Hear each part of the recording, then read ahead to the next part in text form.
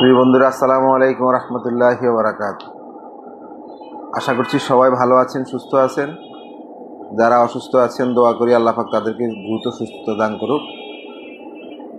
আমি আজকে ছোট্ট একটা বিষয় নিয়ে আলাপ করতে যাচ্ছি আপনাদের সাথে।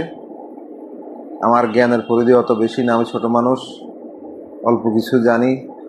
সেই জানা থেকে আপনাদের সাথে একটু শেয়ার করতে পারলে আমারও ভালো লাগে, আপনারাও আশা করি উপকৃত হবেন। আমরা মুসলমান হিসেবে আল্লাহ পাক আমাদের উপর যে বিধান দিয়েছেন পবিত্র আল কোরআন, সেই বিধান অনুযায়ী আমরা না চলতে পারার অন্যতম 3টি কারণ রয়েছে। তার মধ্যে প্রথম কারণ হচ্ছে নফসের দাসত্ব করা। দ্বিতীয় কারণ হচ্ছে বাপ দাদা এবং পূর্বপুরুষদের বংশের রসম রেওয়াজ, সেই রেওয়াজ পালন করতে যাওয়া। তৃতীয় কারণ হচ্ছে আমাদের সমাজের মধ্যে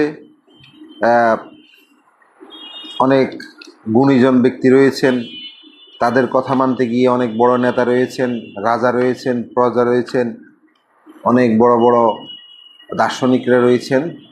তাদের দাসত্ব করতে গিয়ে আমরা মহান রব্বুল আলামিনের বিধানগুলো আমরা অমান্য করছি এবং আল্লাহ পাক আমাদেরকে যেভাবে চলার জন্য আদেশ করেছেন আমরা সেভাবে চলতে পারছি না।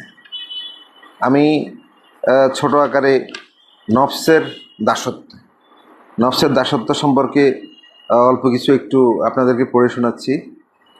আল্লাহর দেওয়া বিধান পরিত্যাগ করে যে ব্যক্তি নিজের নফসের ইচ্ছা মতো চলে, তার অপেক্ষা অধিক গোমরাহ ও পথভ্রষ্ট আর কি হতে পারে।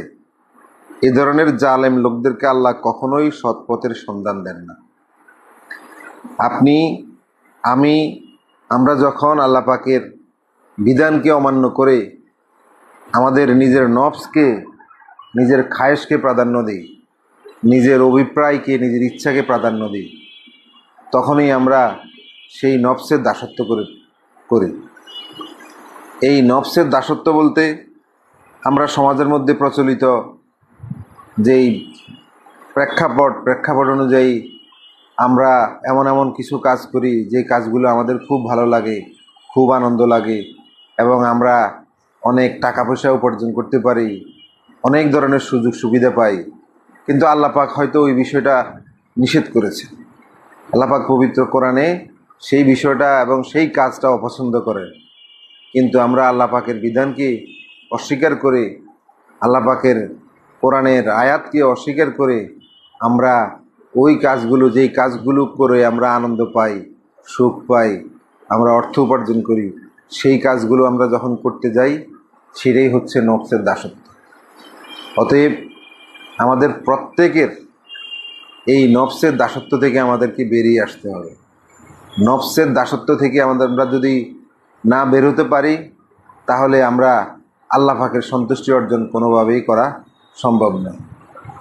দ্বিতীয় আরেকটি বিষয় হচ্ছে আমাদের সমাজের মধ্যে একটা প্রচলিত ধারা বর্তমান সময়েও আছে। আমরা যদি কোথাও কাউকে ইসলামের জন্য বা দ্বীনের জন্য, ইসলামের কোরআনের বিধান সম্পর্কে কাউকে বুঝাতে যাই, তারা আমাদেরকে বলে যে এটা আমাদের বাপদাদার রেওয়াজ, আমরা এটা ভাঙতে পারবো না, এটা আমাদের বংশ পরম্পরা, আমাদের পূর্বপুরুষরাই কাজ করে গেছেন, আমরা সেটা কোনোভাবেই অগ্রাহ্য করতে পারবো না।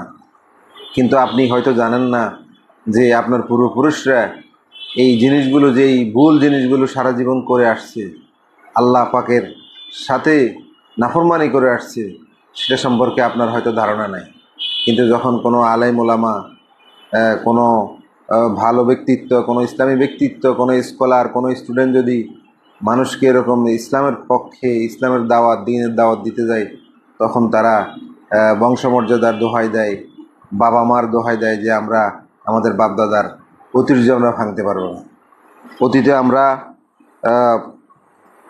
আমাদের নবীরা যখন বিভিন্ন সময় মানুষদেরকে দাওয়াত দিয়েছিলেন, তখন আমাদের মূসা আলাইহিস সালাম সেই যুগে লোকদেরকে আল্লাহর শরীয়তের প্রতি দাওয়াত দিয়েছিলেন, তখন তারা একই কথা বলেছেন। আল্লাহ পাক ওই কথার উপর কিন্তু আমাদের পবিত্র কোরআনের সূরা ইউনূসের ৭৮ নম্বরের আয়াতে আল্লাহ পাক তুলে ধরেছেন। মুসা আলাইহিস সালাম যখন ওই সময় মানুষদেরকে দাওয়াত দিতেন, তখন তারা বলতো যে আমাদের বাপদাদারা যে পথে চলেছে, তুমি কি সেই পথ হতে আমাদেরকে ভুলিয়ে নিতে এসেছো? এটা হচ্ছে সূরা ইউনূসের ৭৮ নম্বর আয়াত। হযরত ইব্রাহিম আলাইহিস সালাম যখন গোত্রের লোকদেরকে শিরক হতে ফিরে থাকতে বললেন, তখন তারা ওই কথাটি বলেছেন, আমরা আমাদের বাপদাদাকে এই দেবতারই পূজা করতে দেখেছি। অতএব আমরা বর্তমান সময়ে যারা আমাদের পূর্বপুরুষদের দোহাই দিচ্ছি, আমাদের বংশ পরম্পরার দোহাই দিচ্ছি, এটা আমাদের কোনোভাবেই আমি মনে করি উচিত নয়। আমাদেরকে আল্লাহ পাকের দাসত্ব ছাড়া দুনিয়ার কোনো জিনিসের দাসত্ব করা আমাদের উচিত নয়।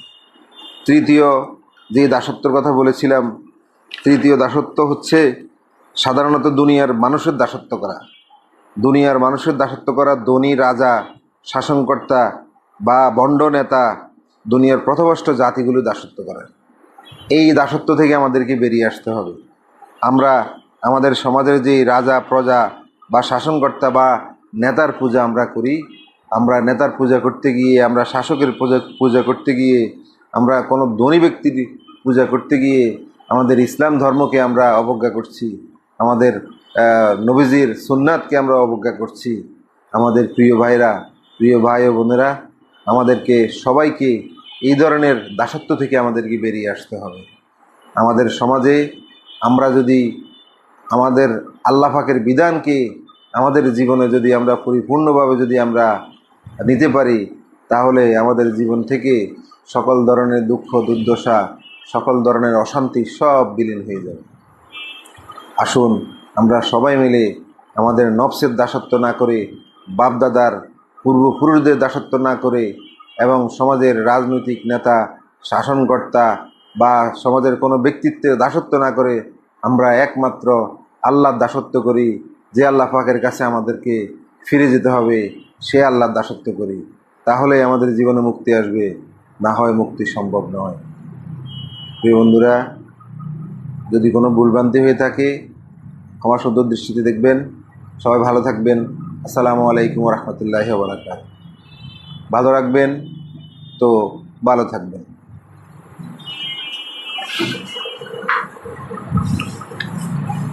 ওই